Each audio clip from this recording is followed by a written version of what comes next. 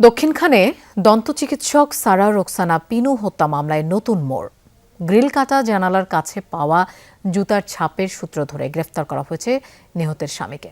Police বলছে হত্যাকাণ্ডে স্বামীর সম্পৃক্ততার সন্দেহে তাকে জিজ্ঞাসাবাদ করা হচ্ছে। অন্যদিকে নিহতের স্বজনদের দাবি এই হত্যার আশঙ্কার কথা আগেই জানিয়েছিলেন পিনু। বিস্তারিত জানাচ্ছেন রাব্বি সিদ্দিকী।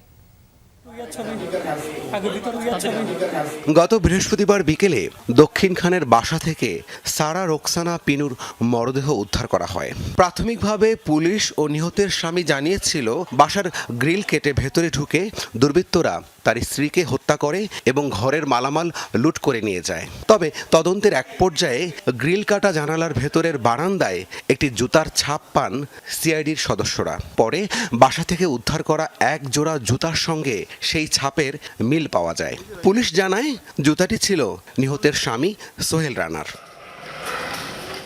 এই হত্যাকাণ্ডের ঘটনায় নিহতের বোন সারা সুলতানা পলি অজ্ঞাতনামাদের আসামি করে মামলা করেন। মামলার তদন্তে সন্দেহভাজন হিসাবে সোহেল রানাকে গ্রেফতার করে পুলিশ।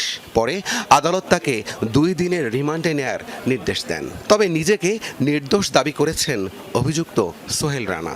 পায়ের ছাপটা আসলে কার? পায়ের ছাপ বলতে পেয়েছে হচ্ছে জুতার ছাপ। জুতার ছাপ কোনোভাবেই আমার হতে পারে না, কারণ যেহেতু আমি জড়িত না। এটা আমি পুনরায় তদন্তের জন্য আবেদন করতেছি। এদিকে পুলিশ বলছে সোহেল রানা তাদের হেফাজতে রয়েছেন, তাকে জিজ্ঞাসাবাদ করা হচ্ছে। তবে এখন পর্যন্ত তিনি এই হত্যার দায় স্বীকার করেননি।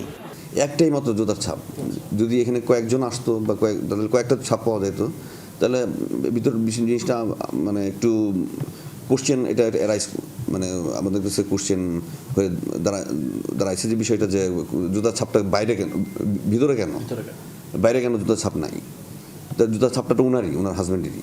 অন্যদিকে নিহতের স্বজনদের অভিযোগ ডাকাতির নাটক সাজিয়ে পিনুকে হত্যা করেছেন তার স্বামী সোহেল রানা। ঘটনার সুষ্ঠু তদন্ত এবং দোষীর সর্বোচ্চ বিচার দাবি করেছেন তারা। তার শাস্তি হবে মৃত্যুদণ্ডই, তো একজনকে হত্যা করলে তো সর্বোচ্চ শাস্তি মৃত্যুদণ্ড। সেই মৃত্যুদণ্ডটাই আমি দেখতে চাই।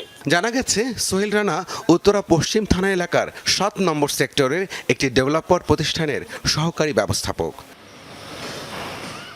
রাব্বি সিদ্দিকী, যমুনা নিউজ, ঢাকা।